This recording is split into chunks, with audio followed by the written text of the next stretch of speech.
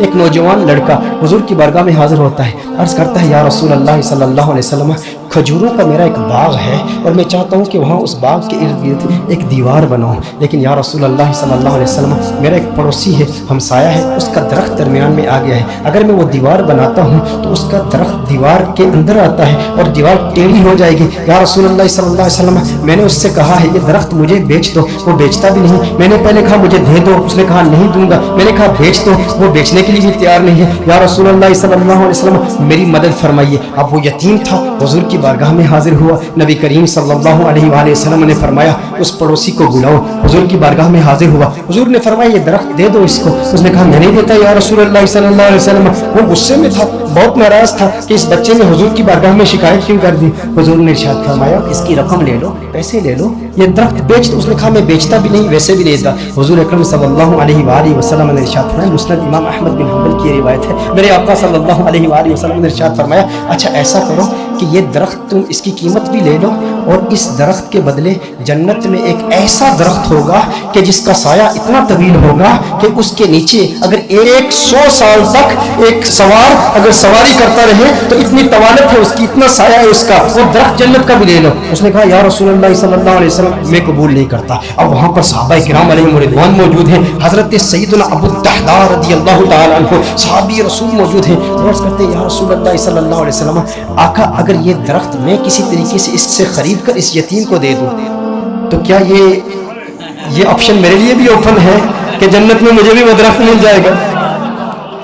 اگر یہ درخت اس کے پڑوسی سے میں خرید کر اس یتیم کو دے دوں، میں کہتا ہوں یتیم سے میرے آقا صلی اللہ علیہ وسلم کو کس قدر پیار ہے، میرے آقا صلی اللہ علیہ وسلم سے عرض کرتا ہے کہ اگر یہ کسی طریقہ سے خرید لوں، خرید کر میں اس یتیم کو دے دوں تو کیا یہ آپشن میرے لیے بھی اوپن ہے؟ نبی کریم صلی اللہ علیہ وسلم نے ارشاد فرمایا ہاں تیرے لیے بھی ہے۔ حضرت ابو الدحداء رضی اللہ تعالی عنہ فوراً اس شخص کے پاس جاتے ہیں، آپ فرماتے ہیں تو مجھے جانتا ہے؟ کہا جانتا ہوں، تو وہی ہے نا جس کے باغ میں 600 کھجور کے بڑے بڑے درخت ہیں، تیرا باغ اتنا مشہور ہے کہ مدینہ منورہ کے بڑے بڑے تاجر تیرے باغ کی کھجوریں کھانے کے انتظار میں رہتے ہیں، اور اس باغ کے اندر پھر اتنا بڑا محل تعمیر کیا ہوا ہے، میٹھے پانی کا کنواں ہے، تو اتنا مشہور بندہ ہے، تیرے باغ کے چرچے تو پورے مدینے میں ہیں، پورے شہر میں ہر بندہ تجھے جانتا ہے۔ اس نے کہا کہ دیکھو کہ اگر تیرے اس ایک درخت کے عوض میں تمہیں اپنے 600 کھجور کے درختوں کا باغ دے دوں تو یہ سودا قبول ہے؟ یہ سودا قبول ہے؟ وہ حیران ہو گیا، یہ کیسے ہو سکتا ہے؟ ایک درخت اور ادھر اتنا بڑا باغ، ابو الدحداء کیا بات کر رہے ہو؟ کیا واقعی یہ سودا کرنا چاہتے ہو؟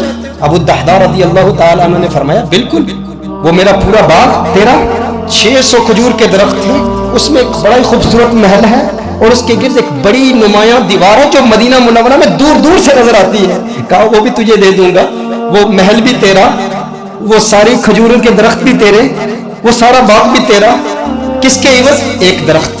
کہا ٹھیک ہے، اور حضور کی گواہی میں یہ سودا ہوتا ہے۔ اب ابو الدحداء رضی اللہ تعالیٰ عنہ فوراً وہاں سے جاتے ہیں، اب ان کی جو زوجہ ہے وہ اس باغ کے اندر ہے، باہر سے آواز دیتے ہیں اپنی زوجہ کو، ہے ام دحداء ذرا باہر ہو باہر ہو، میں نے اس باغ کو بیچ دیا ہے۔ اب ام دحداء جانتی ہیں یہ بہت بڑا تاجر ہے، بہت بڑا بزنس مین ہے، خسارے کا سودا نہیں کرتا، کبھی خسارے کا سودا نہیں کرتا۔ ام دحداء نے کہا ہے وہ دحداء کیسے سودا کیا ہے؟ کہا جنت کے ایک درخت کے عوض میں نے بیچا ہے۔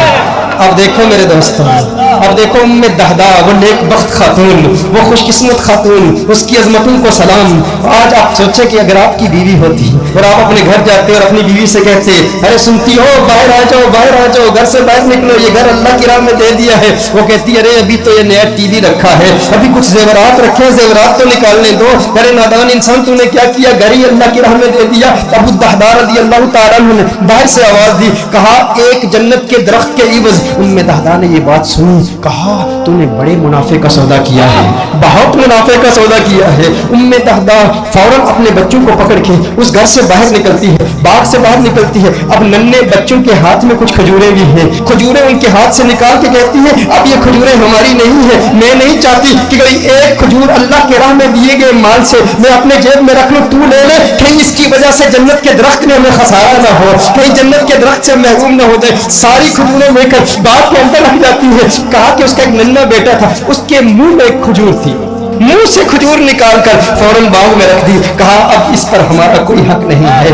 ये अल्लाह का माल है, अब हमने अल्लाह की राह में दे दिया है। अब इस पर उलमा के दो कौल हैं। एक मारूफ कौल की रोशनी में अर्ज करता हूँ कि अबू दहदा रज़ियल्लाहु ताला अन्हु के इस बाग के अलावा उनके पास और कोई बाग भी नहीं था, उनके पास और कोई दौलत भी नहीं थी, उनके पास और कोई माल भी नहीं था। लेकिन अबू दहदा रज़ियल्लाहु ताला अन्हु हुजूर की बारगाह में फिर हाजिर होते हैं, अर्ज करते हैं या रसूलुल्लाह सल्लल्लाहु अलैहि वसल्लम, आका ये सौदा पक्का है ना, आका ये सौदा पक्का है ना। नबी करीम सल्लल्लाहु अलैहि वसल्लम खुश हो जाते हैं और हुजूर खुश होकर फरमाते हैं कम मिन इज़्किन रदाहिन लि अबी दहदा फिल जन्नह, कम मिन इज़्किन रदाहिन लि अबी दहदा फिल जन्नह, कम मिन इज़्किन रदाहिन लि अबी दहदा फिल जन्नह। रावी कहता है हुजूर बार बार पढ़ ले, मुसलसल ये जुमले कह रहे हैं अबू दहदा तेरे लिए जन्नत में कितने दरख्तों की, कितनी टहनियों पे कितनी खजूरें, माला माल है तू।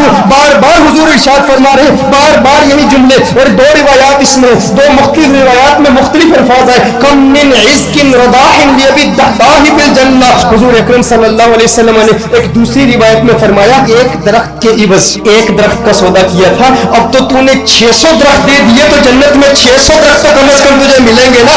मैं मोहम्मद अरबी सल्लल्लाहु अलैहि वसल्लम जन्नत में देख रहा हूँ कि खजूरों के कितने दरख्त अल्लाह जल्ल व अला ने तुझे दे दिए हैं। मेरे दोस्तों इतनी कुर्बानी दी, एक यतीम की खातिर दी, लेकिन उन लोगों की कुर्बानी का अंदाज भी देखे, उनकी कुर्बानी का अंदाज भी निराला है। आज कोई कुर्बानी दे ना तो उसे जन्नत की जमानत मिल जाए, या कोई कहे, कोई शेख ही कह दे, कोई स्कॉलर ही कह दे, कोई ऑर्गेनाइजेशन का मेंबर ही कह दे, कोई तहरीक वाला ही कह दे, इतना काम करे ना तो फिर तेरा काम कबूल हो जाएगा। वो कहते हैं मैंने तहरीक के लिए, मैंने दीन के लिए, मैंने इस मस्जिद की तामीर के लिए, मैंने कंजुल हुदा के लिए, मैंने दीनी ऑर्गेनाइजेशन के लिए, अपनी तहरीक के लिए इतना बड़ा काम किया, अब ये काम काफी है। लेकिन सहाबा किराम अलैहिम रिज़वान का ये मिजाज नहीं था। अबू दहदा के लिए मेरे आका नारे लगा रहे हैं, बार बार फरमा रहे हैं अरे कितनी खजूर है, मैं देख रहा हूँ जन्नत में ये सारे तेरे हैं। बार बार इरशाद फरमा रहे हैं भाई जितने इतनी तसल्ली मिल जाए और लिसाने मुस्तफा से मिल जाए, आका की जुबान से मिल जाए, उसकी किस्मत किस उरूज पर होगी। लेकिन फिर ये वही अबू दहदा है, उसके बाद भी मेहनत करते रहे। ग़ज़वाए उहद में जब दुश्मनों ने हुजूर पर हमला किया, अबू दहदा अपने सीने पर उन तीरों को बर्दाश्त कर रहे हैं और मेरे आका के कदमों में शहीद हो जाते हैं। और ग़ज़वाए उहद के बाद मेरे आका ने तलाश किया, कहा मेरा अबू दहदा मुझे दिखाओ। अरे वो खजूरों वाला मेरे आका अबू दहदा को देखते हैं और देख के मुस्कुराते हैं और मुस्कुरा के फिर फरमाते हैं कम मिन इज़्किन रदाहिन लि अबी दहदा फिल जन्नह। अबू दहदा जन्नत में खजूरें ही खजूरें, खजूरों के दरख्त। मेरे आका खुश होते हैं, उसकी हौसला अफजाई फरमा रहे हैं। मैं कहता हूँ कैसा खुशबख्त है जिसने हुजूर की जात के लिए, हुजूर की जान की तहफ़्फ़ुज़ के लिए अपनी जान दे दी। काश यूं मौत आए मेरे हमनशी, काश यूं मौत आए मेरे हमनशी, नज़ाका और हो जाए मंज़र हसी, वो उधर अपनी जुल्फ़े समाया करे और इधर दम हमारा निकलता रहे। हुजूर की जुल्फों का असीर, हुजूर की जुल्फों को देखता हुआ इस दुनिया से चला गया। दिल में, जिगर में, आंख में बस तू ही तू रहे, इसके सिवा न दिल में कोई आरज़ू रहे। इस एहतिमाम में शौक़ में सजदे करूं अदा, तेरा ख्याल आए तो दिल बावजू रहे। और जन्नत मेरे नसीब की वाइस को बख्श दे, मेरे कफन में गैस में जाना की भूले।